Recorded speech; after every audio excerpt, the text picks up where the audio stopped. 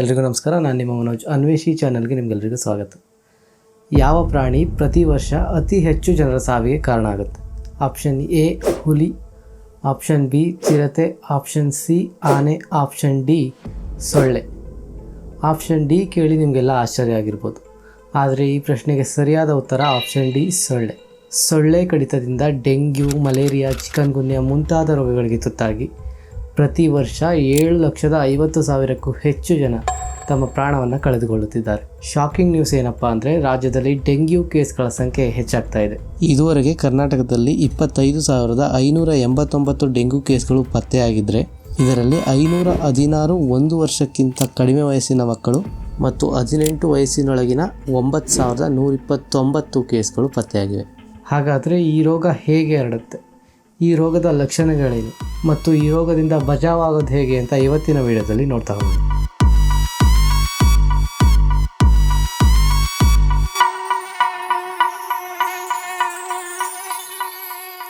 Dengue ರೋಗ ಹೇಗೆ ಹರಡುತ್ತೆ?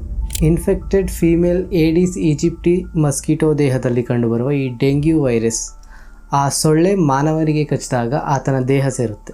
ಈ ವೈರಸ್ ವ್ಯಕ್ತಿಯ ದೇಹ ಸೇರಿದ 3 ರಿಂದ 14 ದಿನದೊಳಗೆ ರೋಗದ ಲಕ್ಷಣಗಳು ಕಾಣಿಸ್ಕೊಳ್ಳೋದಕ್ಕೆ ಶುರುವಾಗುತ್ತೆ. ಇದೇ ವ್ಯಕ್ತಿಗೆ ಇನ್ನೊಂದು ಅನ್ಇನ್ಫೆಕ್ಟೆಡ್ ಸೊಳ್ಳೆ ಕಚ್ಚಿದಾಗ ಆ ಸೊಳ್ಳೆಯ ದೇಹಕ್ಕೆ ಈ ವೈರಸ್ ಹೋಗುತ್ತೆ ಮತ್ತು ಈ ಸೈಕಲ್ ರಿಪೀಟ್ ಆಗ್ತಾ ಹೋಗುತ್ತೆ. ಹಾಗಾದರೆ ಈ ರೋಗದ ಲಕ್ಷಣಗಳೇನು? ಅತಿಯಾದ ಜ್ವರ ಮತ್ತು ತಲೆನೋವು, ಕಣ್ಣು ನೋವು, ಮುಖ್ಯವಾಗಿ ಕಣ್ಣಿನ ಹಿಂಭಾಗದಲ್ಲಿ ನೋವು, ಮೈಕೈ ನೋವು ಮತ್ತು ಜಾಯಿಂಟ್ ಪೇಯ್ನ್, ಮೈ ಮೇಲೆ ರ್ಯಾಷಸ್ ಅಥವಾ ಗುಳ್ಳೆಗಳು ಮೂಡೋದಕ್ಕೆ ಶುರುವಾಗೋದು, ವಾಂತಿ ಮತ್ತು ನಾಸಿಯಾ ಅಂದರೆ ವಾಕರಿಕೆ ಈ ರೋಗದ ಲಕ್ಷಣಗಳು. ಇದಷ್ಟೇ ಅಲ್ಲದೆ ಇನ್ಫೆಕ್ಷನ್ ಜಾಸ್ತಿ ಆದಾಗ ಮೂಗಿನಿಂದ ರಕ್ತ ಸೋರುವಿಕೆ, ನಿದ್ರಾಹೀನತೆ ಮತ್ತು ಉಸಿರಾಟ ತೊಂದರೆಗಳು ಕೂಡ ಕಾಣಿಸ್ಕೊಳ್ಳೋದಕ್ಕೆ ಶುರುವಾಗುತ್ತೆ. ಹಾಗಾದರೆ ಈ ರೋಗ ಹರಡದೇ ಇರೋ ಹಾಗೆ ತಡೆಯೋದು ಹೇಗೆ? ಈ ರೋಗ ಹರಡದೇ ಇರೋ ಹಾಗೆ ತಡಿಬೇಕು ಅಂದರೆ ಈ ರೋಗ ಹರಡುವ ಸೊಳ್ಳೆಗಳ ಬಗ್ಗೆ ತಿಳ್ಕೋಬೇಕು. Female Aedes aegypti Bharat, central Africa ಮತ್ತು ಸೌತ್ ಅಮೆರಿಕಾ ಅಷ್ಟೇ ಅಲ್ಲದೆ ವಿಶ್ವದ ಹಲವು ದೇಶಗಳಲ್ಲಿ ಕಂಡುಬರುವ ಈ ಸೊಳ್ಳೆಗೆ ಯೆಲ್ಲೋ ಫೀವರ್ ಮಸ್ಕಿಟೋ ಅನ್ನೋ ಇನ್ನೊಂದು ಹೆಸರು ಕೂಡ ಇದೆ.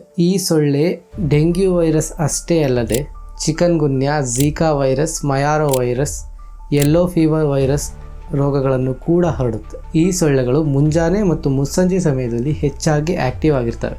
ನಿಂತ ನೀರಲ್ಲಿ ಈ ಸೊಳ್ಳೆಗಳು ಹೆಚ್ಚಾಗಿ ಮೊಟ್ಟೆಗಳನ್ನು ಇಡ್ತವೆ.